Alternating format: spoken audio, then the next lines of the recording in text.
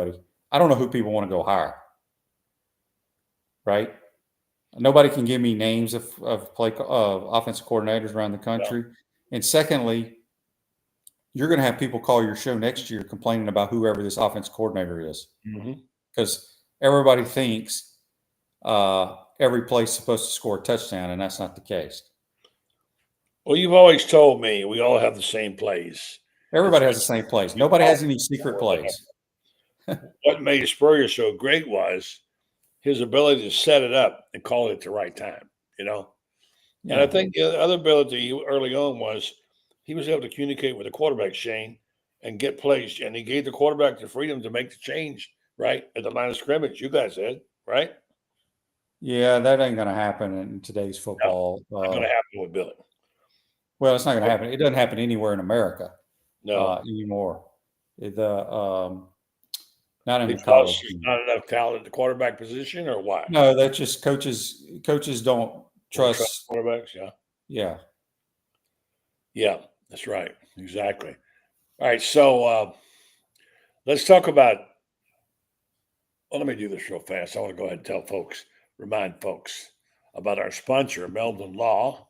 Well, they, of course, have 4 locations to serve you, and they can do it very well. I just had a recent legal matter I took to them. I'm very pleased with how they handled it, and I trust them in getting me to the right place to the right person.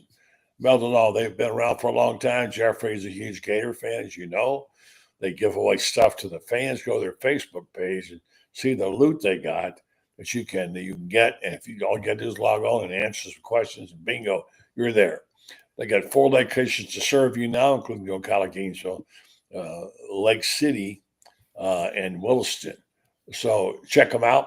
And remember, they won't back down either. Meldon Law. All right. So Shane, you want to do the playoffs again? Talk about what we got here and who's going to win, etc. How you like the drawings and the pairings. There's a lot of things we don't like, obviously. I don't think we're all happy with it. Well, here's my thoughts. Okay. I have no problems with the playoffs. Everybody thinks the games are supposed to be competitive. I don't understand why they think that. But I'm going to give you some stats. All right. Here's some stats. I put these on my show last week. Okay. Last year in the National Football League, first round of the playoffs, average margin of victory, 17.5 points a game. College football playoffs, first round, average margin, 19.2 points. All right. In the 10 years of the 14 college football playoff, in the semifinals, which is the first round, average margin of victory, 16.6 points per game. And those were on neutral sites. Those weren't even home games. So there's nothing different. And I think the only problem with the playoff system is they should have reseeded it. And just because you win a conference championship, you should not get a bye. Yeah. But I've had zero problem with it. I think everybody thinks the games are supposed to be competitive, but they're not. And you go back and you look at the semifinals, like I just gave you the stats right here. Even national championship games have been blowouts. So they have the best teams. That's the question. Well, I mean, the best teams sometimes don't get in the NFL playoffs, right? You got some teams that end up just because they win their division, they can have a losing record. I mean, a couple of years ago, the Seattle Seahawks were like 7-9 and hosted a game, right? They're not the best team. It's just the way it's set up. I have zero problems with it. I know other people do, but I have zero problems with it. Well, we're going to have to perfect it. Here's the thought. And we talked about this today. I talked with the fan spirit about it earlier today. How would you like to see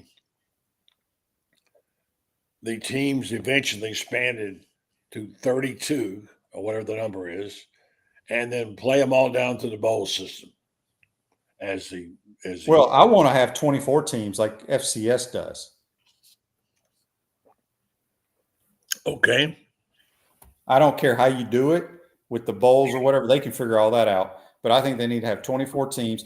The FCS has been doing it since the early 70s, and there's nothing wrong with the way they do it. Like I said, people are going to watch it. Whether you want to complain about blowouts or not, it happens on Sundays in the playoffs, and it happens every year in college football. Not every game is going to be competitive. I mean, think about Florida's national championships games, buddy. Were any of them competitive?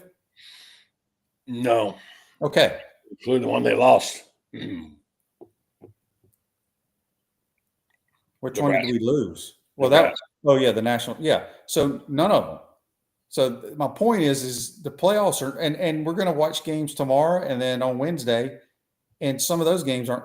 Ohio State and Oregon, people think it's going to be competitive. It could be a blowout for all we know. But I don't have any problems with it.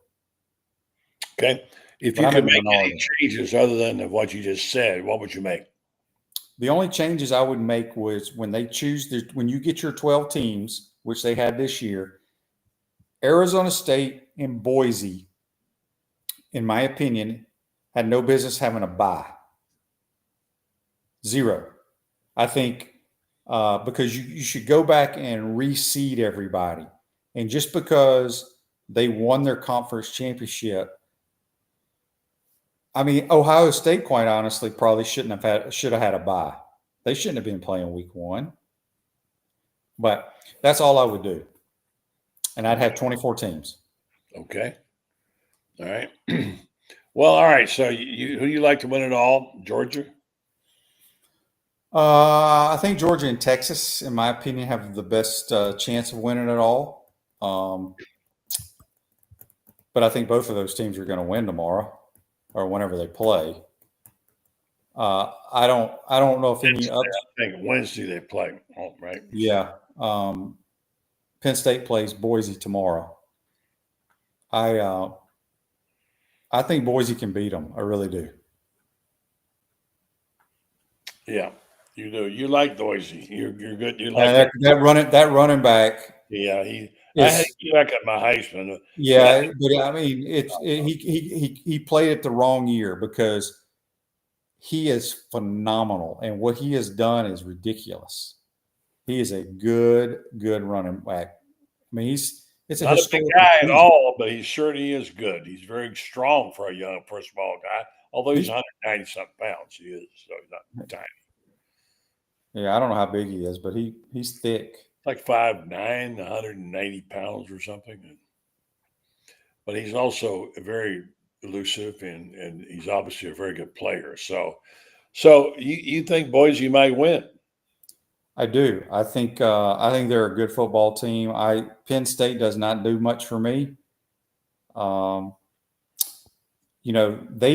score wasn't the indication of how the game was against SMU. SMU went up and down the field on them, and it should have been 7-0 on the first drive of the game, and then it was 14-0 the other way, and Penn State hadn't even scored an offensive touchdown. They had 2 pick sixes. So Ashton Jeanty is 5'9", 220.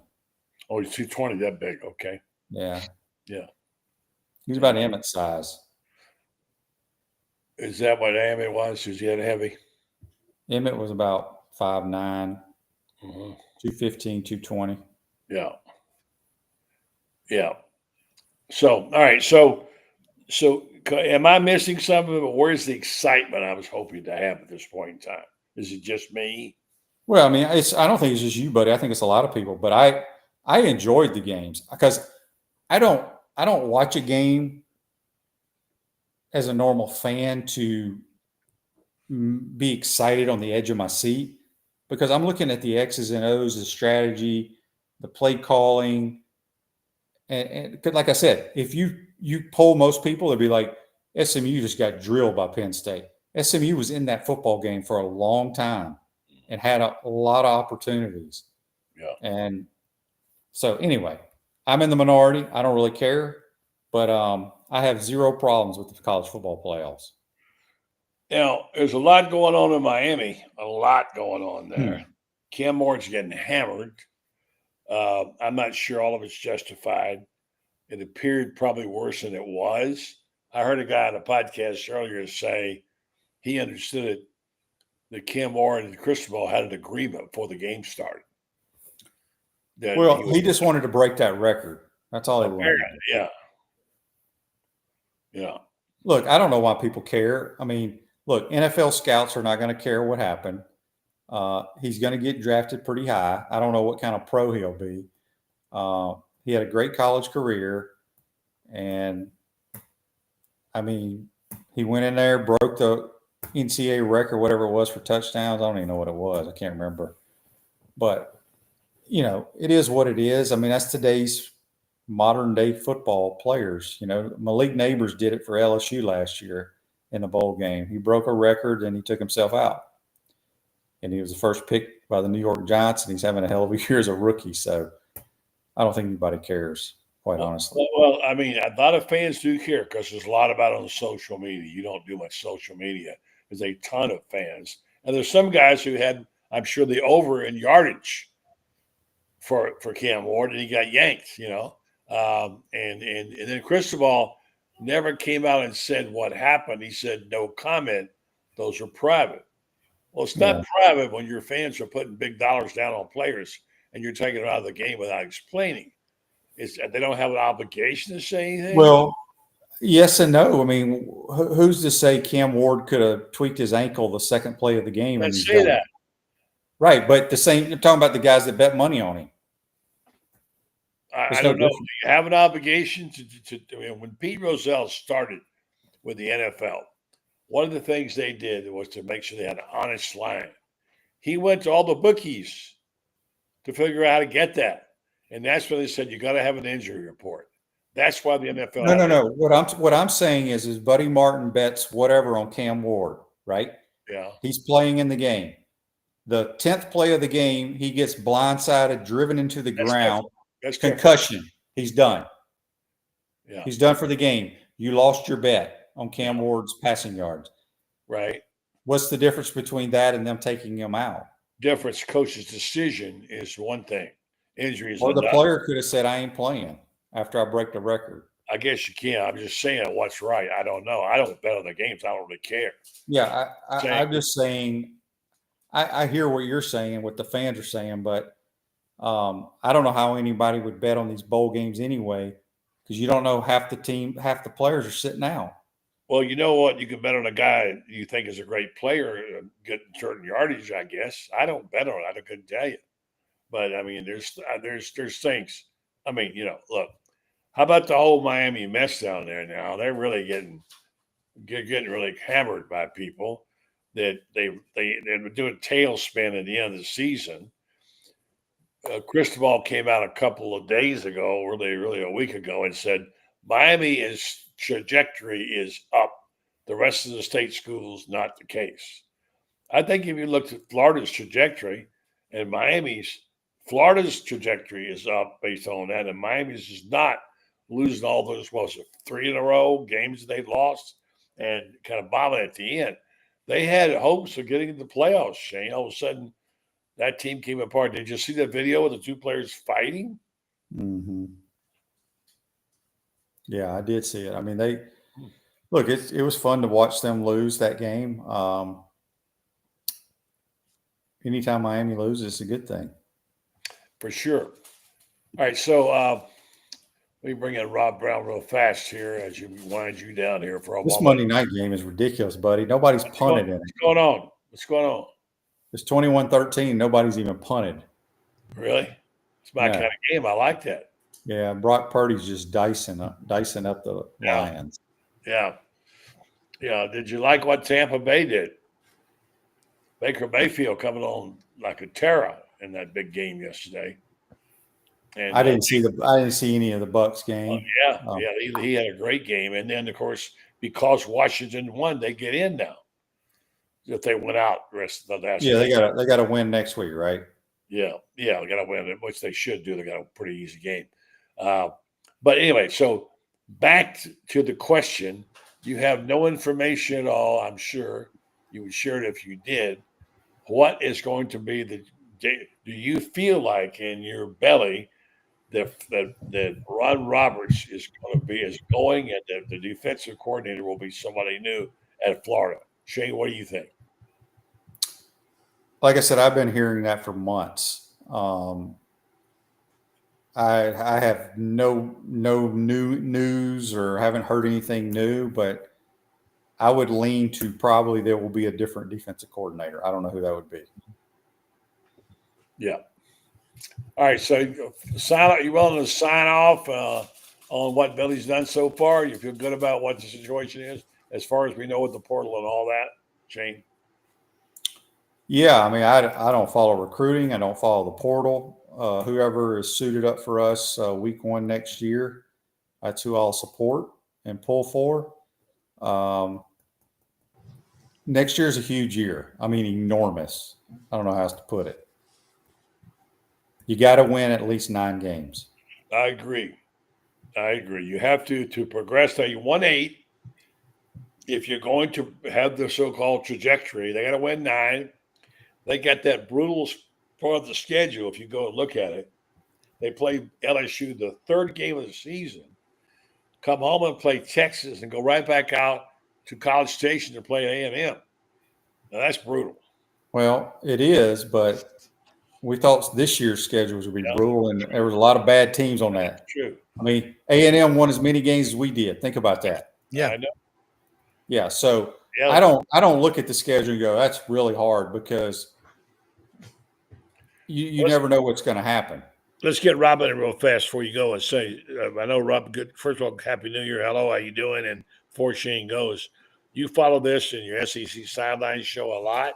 I know you know the trends and stuff, and the schedule is tough again. Are you hearing much about the schedule and about Florida?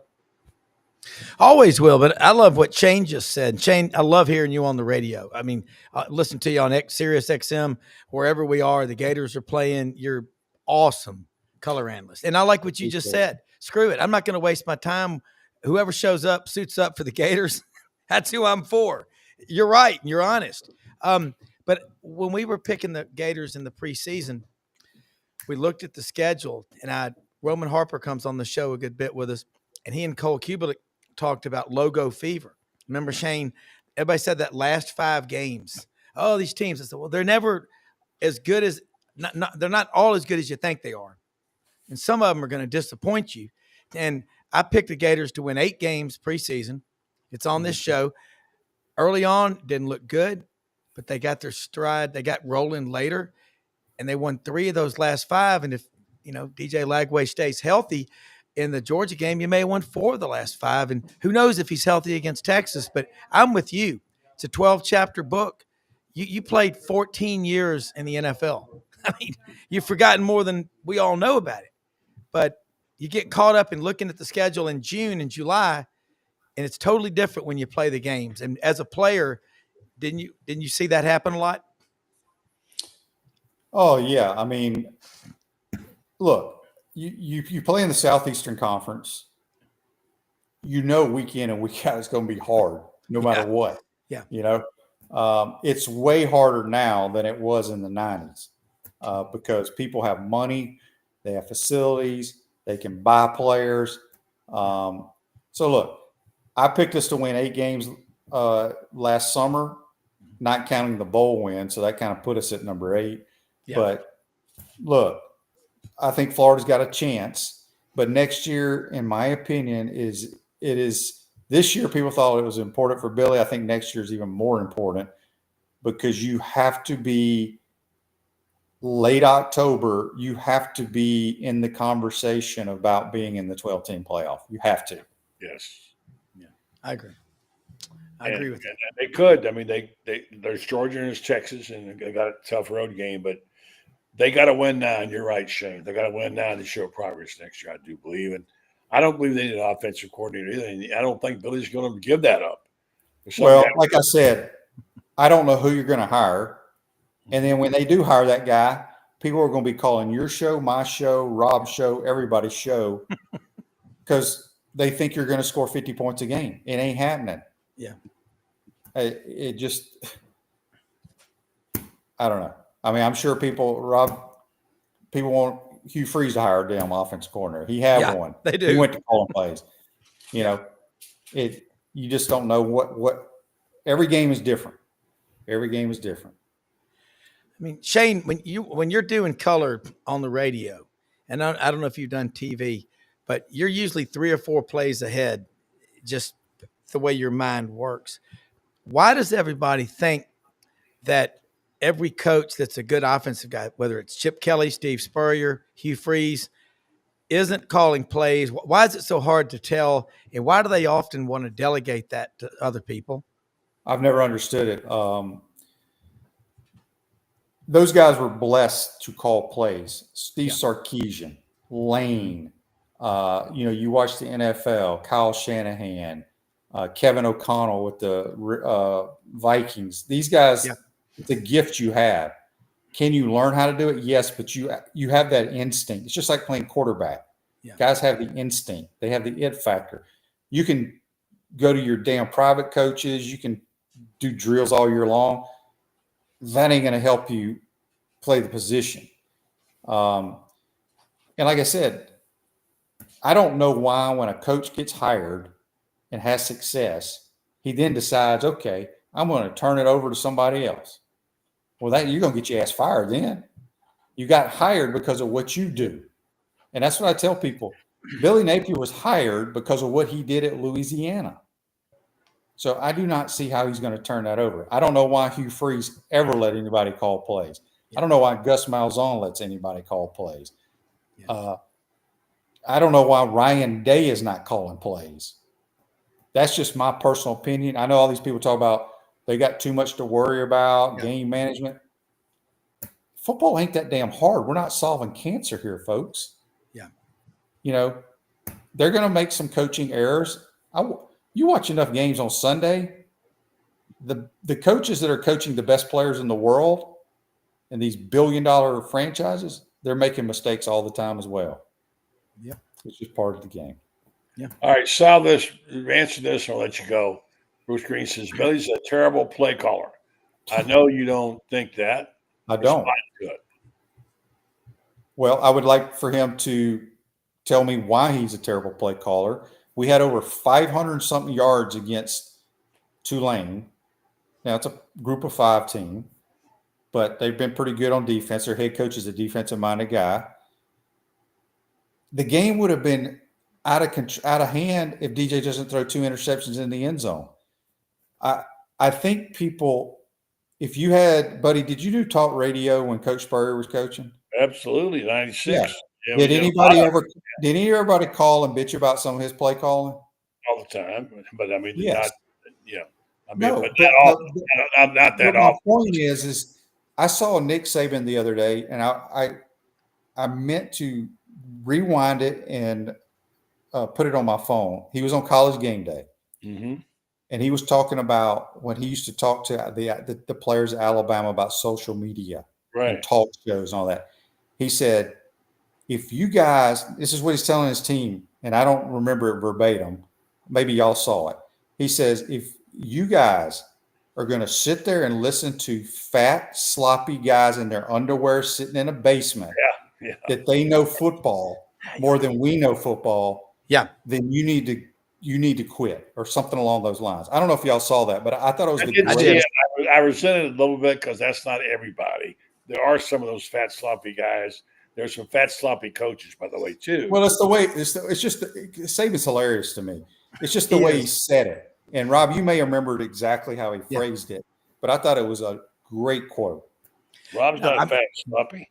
Yeah, I heard him say it, but he's like, that's why when I listen to you, listen to Buddy, and you as with your experience as a player, and I watched you play, you speak from the heart, and you're a truth broker, and it's very much appreciated because you call it what it is. And I think we need more people to be doing that instead of trying to hold back, because that doesn't do anybody any good. No, I mean, I look, I love football. Football, it's not hard, but it's not easy either. And I just know for a fact, whether it's Billy Napier or whoever, when they hire, I mean, think about Chip Kelly, right? Chip Kelly's had a lot of success as a college football coach, even in the National Football League, calling ball plays. They're raising hell about him at Ohio State, right? I mean, think about how dumb that is. He's one of the greatest play callers we've ever seen. It just doesn't always work out. In some games, you just get your ass beat by the other team. Shane, how many plays do you usually have? Basic plays, 6, 8, what? Oh no, way more than that, buddy. I mean, but your variations of those 6 and 8, right? Somehow. No, I mean when I was coaching high school ball, we had about 250 plays a game. Yeah.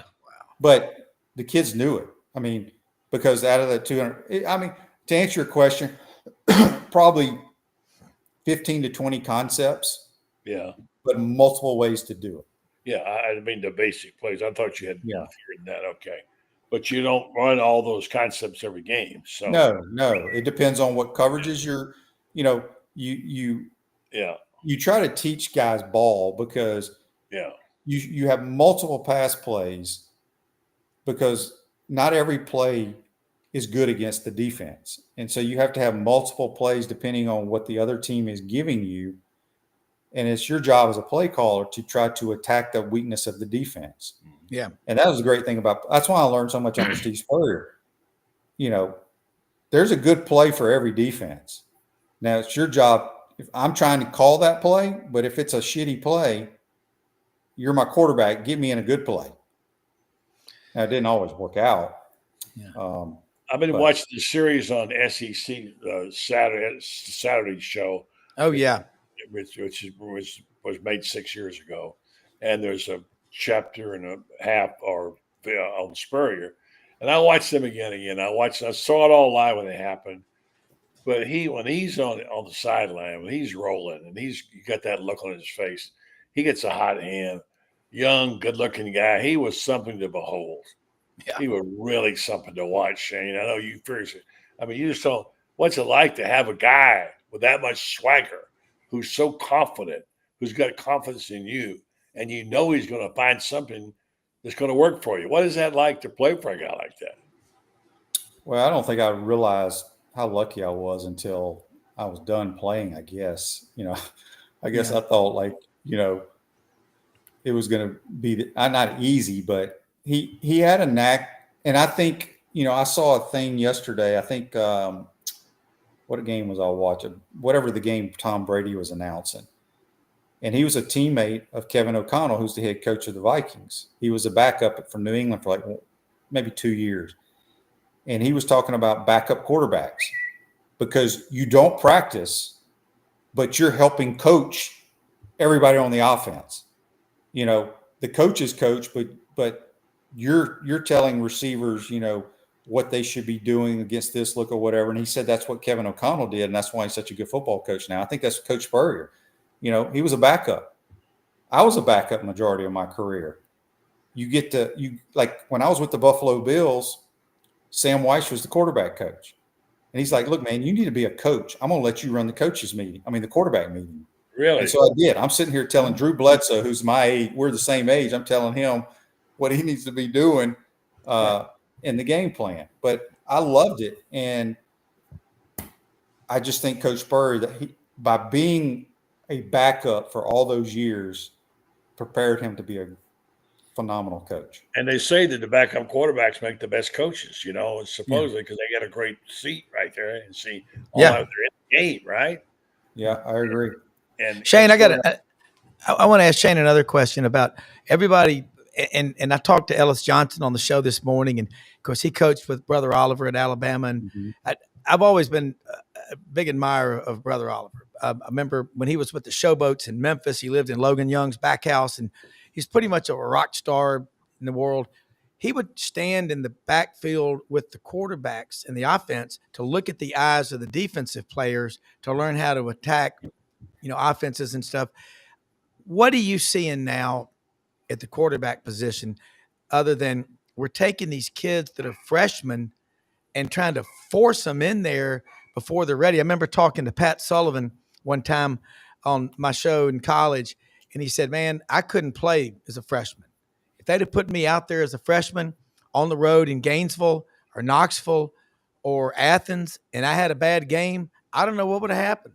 I had that freshman year. Would you expand on that? Because, again, you got an incredible Smithsonian institution of knowledge on football in their head.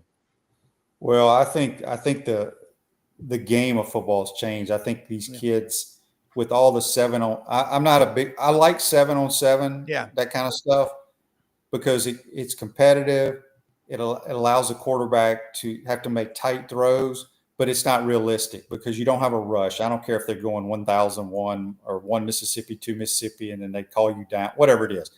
But a lot of the route concepts aren't real route concepts. It's just street ball. But I think kids doing that 7-on-7, so many people have their so-called private coaches or whatever. I think they're learning X's and O's a lot more than we did back in my day. And plus, I played 3 sports. Once football season was over, I was done. I'm going to basketball. When basketball's over, I'm going to baseball. You know, I didn't do all that crazy stuff they do, all that training. Yeah. I think kids are specialized now, but I think from an X's and O's standpoint, you know, DJ, his knowledge is pretty damn good for a true freshman. Yeah. And I don't know how old DJ is, you know, whether he was held back. I think sometimes a lot of kids are being held back now. And they're just more mature physically. There's no way. I mean, I was 6'2", 165 pounds when I signed my scholarship. Nobody would even recruit me today if I was that small. Yeah. It's just I think that's the biggest thing nowadays is guys are bigger, stronger, faster, and 7-on-7's helped them. The quarterback coaches have helped them, and most high schools now are running what colleges. You know, back in those days, you know, everybody lined up in the I in high school or ran the football and throw a little play action here or there, roll the quarterback out. Now they're running what you see on Saturdays. Yeah. Thanks. All right, let's say Shane go get his milk and cookies. Are you doing a show tomorrow morning? I am, buddy. You're going to be on it along with Mike Morgan from the SEC Network. We're going to talk to Mike a couple of weeks ago. Yeah. Okay. Well, good. I'll be ready to go. And good job tonight, Shane. Thank you so much. I appreciate all your knowledge and sharing it with us. All right. All right, guys. Rob, Thank take care. Shane. Buddy. Appreciate You it. too. Y'all take care. Appreciate it. Follow up with Matthews tomorrow morning. Don't forget it. We'll be on as well. So stand by for 1 second. I got a couple of guys trying to get in while we. Okay. All right. So tell me what's going on. How was the show this morning? I saw part of it with Ellis Johnson, and we're going to take a break and tell folks about our sponsors after you do that. All right. Yeah, it was a lot of fun. And Tony Barnhart was on with Ellis Johnson talking about college football, where we stand. And look, we got to do something on the portal with guys transferring out before bowl games. Even teams that are in the playoffs are losing guys. We need to have one time of the year. You know, the professional sports don't allow this mayhem. So there's a lot of stuff, it sounds like, going on behind the scenes to rein this stuff in. I don't know if we can do salary caps because of antitrust laws. That's what all this is about, antitrust. Supreme Court ruled 9-0, can't restrict the earnings potential or power of the student athletes. But we also talked about this Georgia Notre Dame game. Gunnar Stockton, he's a tough kid. You're going to see that. He's from up in Rayburn County, North Georgia. I said, that's where they filmed Deliverance. And then I see where Nick Saban was quoted as saying the same thing. I don't think it was because he was watching my show, but hey, we'll take credit. But it was. Hey, By the way, we are. Check out my Gator Time X. I love that. This hey, is buddy. From my stepson. Yeah, that's he gave cool. it to me. Yeah, I'll put it on too. I've got the time now right here. So hey, I got to hold on 1 second. We're going to bring it. We're going to tell you about our sponsor. We're going to bring in Lauren Meadows for a minute. He'll be hosting tomorrow night. I think we're not planning to have a show Wednesday night, so there's a lot going on. How's your show going, Shane? Rob, so far in the holiday season? It's good. I mean, we're doing a lot more. Like tomorrow is going to be Jordan Davis Hill, 24/7 Sports on Georgia on the Notre Dame game. He's in New Orleans, and then we're going to have Ken Capps covering Texas. He's in Atlanta for the Texas-Arizona State game. And then Ruben Pizarro. He is the voice of the Texas Longhorns Spanish broadcast. They're all over Texas, Mexico, Argentina, Spain. They're all over the world. He's been doing it for 30 years. Oh, you're going to do the whole show with this? Well, I said, ¿cuántos años hace que vive en los Estados Unidos, señor? Okay. He said, 30 años. All right. He's an exciting guy. In English, we're going to tell you about Titan MRI. We're going to bring our friend Lauren on. He may still be at sea, but we'll get him on anyway for a second. Stand by, Lauren. Stand by. Yes, sir. Rob, I'm going to tell you about Titan MRI and Imaging. Important news. They have changed ownership. They're now Titan MRI and Imaging. They acquired high-field MRI. Joe Coloria started a high-field MRI in 1997. Now he's back. Titan MRI and Imaging now has 3 locations, 2 in Gainesville, was Park Avenue location, and the Millennium Center, and 1 in Lake City. And, of course, they're getting ready to move one soon to Ocala. Titan MRI and Imaging offers the same great customer service. They do take your insurance now, accept their insurance through their convenient self-pay options. Titan MRI Imaging offers MRIs, CT scans, X-rays, and ultrasounds. Easy scheduling with lots of options for the evenings. Titan. It's the same Titan MRI, except it's Titan MRI Imaging. Check them out. All those locations to help you. Good evening to you, Lauren. Are you still at sea or are you home? No, I'm in the lab now. So All right. I'm here. Got back Saturday. Had a nice time, and here we are. Just got a lot going on. Big games next couple of days. So fired up. Hey guys, check me on this. We have 1 game tomorrow and 3 Wednesday. Is that correct? Mm-hmm. Yes, sir. We got Boise tomorrow night, right? Mm-hmm. Penn State. Boise, Penn State. Yeah. 3 games on Saturday, right? Yes, sir. A lot of criticism about it. Rob, I know you had some things to say. We're not going to get too deep in the weeds on this because obviously there's things that got to be tweaked. Mm-hmm. But if the wrong team wins, and I just remember seeing this special on the SEC that I was on, and it was a story about Shane. If Shane and taking his team up to Birmingham and beaten Alabama and knocked them out of the national championship, there probably wouldn't have been any more conference championships. That's what happened. Yeah, we wouldn't. We would not be here. And ironically, that's the night I became a Florida fan. So literally that night, sitting in Ada, Ohio, that's where it happened. Watching Shane and rooting for the Gators. Kind of came out of nowhere. Start rooting for the Gators, and unfortunately, Shane threw the pick, but I was hooked.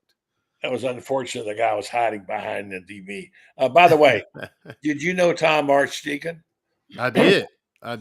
Great writer in Dayton. Excellent writer. Miami. He worked with France in Miami at the news. By the way, people asking about France tonight. He's got a lot going on there with his mom and the weather, and she had to be moved. And of course, he lost his stepfather and lost his pet bird.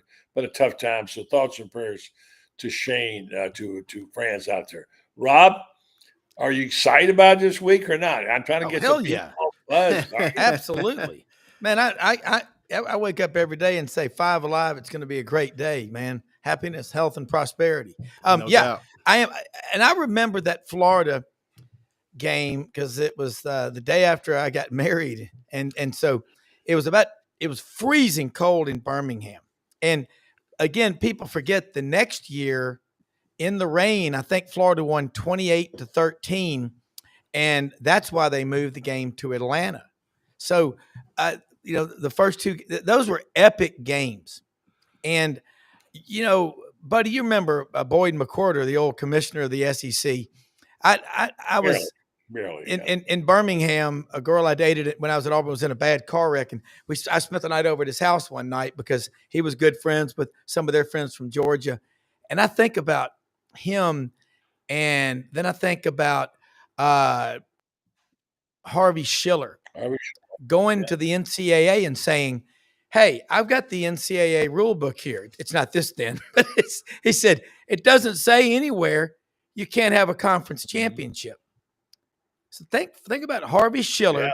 And then Roy Kramer came along. Roy Kramer was the guy. He was the man that made it happen. Yep. Yeah. And that's the most, is that the biggest game and the biggest single play in college football history? Well, they call it the play that saved college football. Yeah. So there you go. I mean, I think ESPN coined it best. And I mean, it's funny how, and all of us are faith-based guys. I mean, you think about how the world works and where we are now with the game that we have, and take the NIL and the money grab out of it. I mean, the game is as popular as it has ever been and is gigantic, and it could have all been for naught. I mean, think about some of the unbelievable college plays we've had just in some of the other conference championship games that we've had and things like that. Guys like Bill Snyder that have been immortalized because of wins in championship games and things like that. When Kansas State upset Oklahoma that year, and I mean, just all those games that wouldn't have taken place if we didn't have the conference championship games. I mean, there was some big games and just a lot of things. I mean, the legend of Tim Tebow, was helped by, those conference championship games and things like that. I mean, just all of those things. I mean, Florida winning in, if they don't go to that conference championship game, they probably don't get to win in 2006. You know that, buddy. You chronicled all that. I mean, it just so it's huge. I mean, It was such a big thing, and people forget Percy Harvin didn't play in that SEC championship game. He played, and really, I was talking to Feinbaum one day about this. Urban had won his national championships, and was good. Urban has a third crack at Saban, and Saban was obsessed with this. He had his team ever since they got beat the year before, and they went on to win the national championship. He ran his practices about 365 beat Florida. That's all they thought about every single day. And that was, they were obsessed because Florida had run the ball down their throat to win that game after they threw the touchdown pass, but they were physically beating up the Pouncies, were just having their way with that Alabama defense. So he was just amazed. And so imagine if Urban had beaten him in that third matchup, like Feinbaum said, Urban would be Nick Saban. Think about it. We were there in that huge moment, that moment where axes turn in college football. Let me ask you guys one more thing before we go off here. We're getting out of time.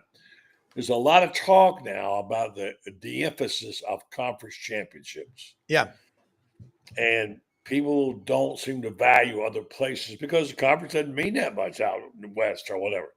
We here at Florida and in the SEC always thought that's like the Holy Grail.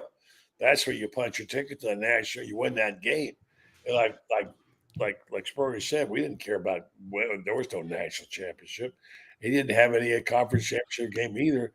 But the bottom line is that can vault you to the top. Are we going to see? I'll give you each a crack at answering this. Are we going to see, as they expand the playoff teams? You know they will. They're going to go up to whatever number that's going to be, 24, 32, whatever it's going to be. Maybe they'll use the bowls in there, which would be good. Then are they going to be able to continue playing conference championships? Not only that, but there are no more pure conferences. We don't even know what teams are in the league. I'll start with Lauren, and then Rob, you can wind up. What do you think? I will say they will be important. I mean, they won't be important to get you in the playoffs, but if there is the thought that a bye is better than playing that first week, I think the bye will be where the championship game will become important because they're going to rank those top 4, top 6 of the conference championship games, those winners of the conference. I think they will get the byes, and that will be where the importance will remain. I don't think it will be as important to punch your ticket. For instance, I think Alabama all but solidified if they're in the same position next year, instead of an SMU, instead of even like a Tennessee, even though Tennessee probably would have made it either way. But, those type of situations, I think the conference championship games will at least be there to seed 1 through 4, 1 through 6. And I think winning the conference championship will play an important role there. But there will be also some that will think the week off is better than playing in that conference championship game. For instance, in an SEC championship game, that could be a war. So, there will be coaches that'll say, well, we're glad we didn't make it anyway. Just put us in the playoff and we'll go buckle it up. All right, so Rob, I'll give you a last shot. By the way, you got the show tomorrow night. Is that correct, Lauren? Yes, sir. Yes, sir. Any early inclusions of people you're going to be on yet? Not yet. I was going to talk to the boss, and we'll work it from there. All right. My Gator Timex thank you, Tyler, my stepson, for my present. From That's nice. That's slick. Like it. Dynamics says like that. we're overdue by 2 minutes. We got a full minute for Rob to respond. To I think conference championship games are on the way out. I think it's a lot like baseball. You saw the Braves in 23 had to sit for a week while the Phillies, who finished behind them, had the hot bats and they clocked the Braves. They got knocked out. That's where we're going to go. I also think we're going to go to 14, 16, 24, 32. And the bowls, for the most part, will be playoff games. I don't like buys. I think everybody ought to have to play right off the bat, just like we do in March Madness. But I think that's where we're going. All right, Rob, tomorrow on Sidelines, tune it in. It's a good show. They got some guy named Martin who also is involved there. And Lauren, fun. Yeah, Lauren, tomorrow night we'll be watching you on the same time. Yes, sir. We're gonna reach out to Rob Brown, I know, and see if he's available. I'm ready. Sure. I'm available. Always will. Yes. All right. I love being on y'all's show. My partner in crime, for sure. Right, Tuesday guys. night. Have a good night. Thanks. All right. And let me tell you, folks, about my good friends at get there. Here we go.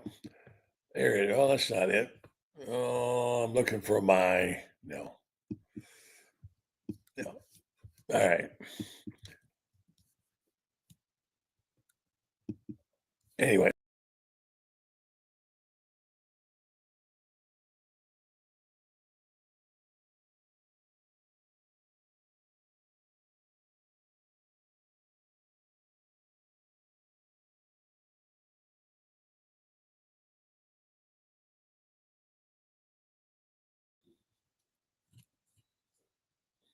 Yeah, I was just trying to tell you about our sponsors at in Ocala, our good friends that we hadn't had for years and years and years. We're got to get their. We had their QR code up, didn't have it. So yeah. So if you need to know about your health, you do. Who doesn't? You need to know about what to do in terms of getting tested and what have you. And there are people who make that possible by doing clinical trials. Those clinical trials are really, really important. And there are things that we should find out from you that lead to treatments that we need to know about. So I'm going to encourage you to do some of that. And let me see, I just made an emergency call by mistake, my phone. And I want you to be sure and know that there are people out there who have got your interest at heart, and that they would like you to know that clinical trials, the superior facility like Red Star Medical Research, it's got your best interest at heart. If you have the opportunity, go on redstar.net and check out what they do on a regular basis, and they offer you a chance to be a part of things. There's simple clinical trials on diseases like everyday diseases in some cases that could help you know more about your health and also help the people at Renstar and help them help us in our community. Renstar Medical Research is known for that. They're also a very stable group of people who've been around for a long time, have sponsored this show, and we're forever grateful for that as well. I know that Joe Sorrentino, my good friend, and Mary Brantley, the wife of Scott Brantley. And by the way, Joe's son, Joey, is a superb dentist at Marion Dental in Ocala and in Lady Lake as well. If you have the opportunity and need to go see a dentist, I highly recommend that. I've done that, and I recommend you do so also. So anyway, so Renstar Medical Research is where you want to go. Go to their website, check it out, and take part in it. And be something that you'll be doing for everybody, including yourself. And we want you to do that. All right. So we'll say have a great night, and we'll see you back here. Well, not till Thursday. No show tomorrow night, but Lauren will be on hosting, and then on Wednesday night we're taking the holiday and watch the football game. So we will see you back on Thursday with the regular crew. We're not able to get France tonight. He had some issues at home to take care of. We all wishes he and his family all the best, and we know that he's had a lot of difficulties. So be sure you include your thoughts and prayers, include friends, and knows it's been a tough week for him as well. So, all right, folks, have a great night. Thanks to our guests and sponsors.